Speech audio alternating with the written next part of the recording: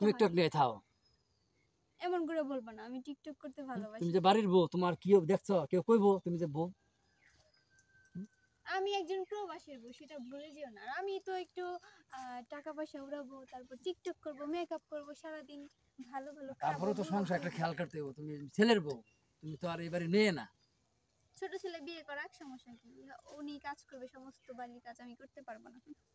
বড়রা যে শোনো, যারা বড়রা যেমন করে ছোটরা দেখে দেখে ওই তাই শিখবি। তাহলে তো শিখুক। আই বলবো কি বড় ভাবি কাজ করো না, আমি কাজ করবো, তোর আর মারামারি লাগবে।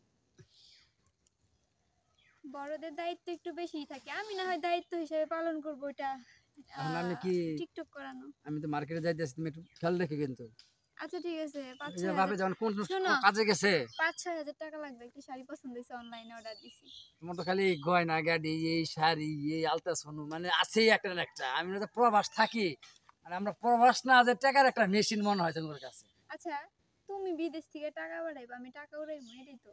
আর কি কও? তারপর এই আমরা তো 10টা না মানুষ। একটা মাত্র বউ। শুনো, বউ মানে প্রবাসে, যারা প্রবাসে থাকে, মানে তোমরা দেশের বাইরে থাকো, অনেক টাকা ইনকাম করো, শীতের দিন হইলে সুকেসের ভিতরে রাখবা যাতে শীত না করে, আর গরমের দিনে ফ্রিজের মধ্যে উঠাই রাখবা যাতে গরম না করে, বুঝলা? এর লেগে তো তোর বাবা বিয়েটা দিছে আমার কাছে। কে লেগে দিছে বলে, বিদেশ থেকে টাকা কামাই লক্ষ লক্ষ টাকা। তাহলে তো বুঝোই, তাহলে তো আমার শখ পূরণ করতেই হবে, তাই না? আচ্ছা কাজ করি তাহলে, আসার সময় তাহলে ওই যে কোন দোকান শাড়ি দেখছিলা, তাহলে আমি মানমুনি নিয়ে আসি। অনলাইনে শাড়ি দেখছি, তোমার আনতে হবে না, আমি নিজে নিয়ে নিবো, সমস্যা নাই। আমি কোনোদিন অনলাইনে কিছু কিনলাম না, আমার বউ অনলাইন অল টাইম ডেলিভারি দিয়ে থাকে। আচ্ছা একটা কাজ করো, ওই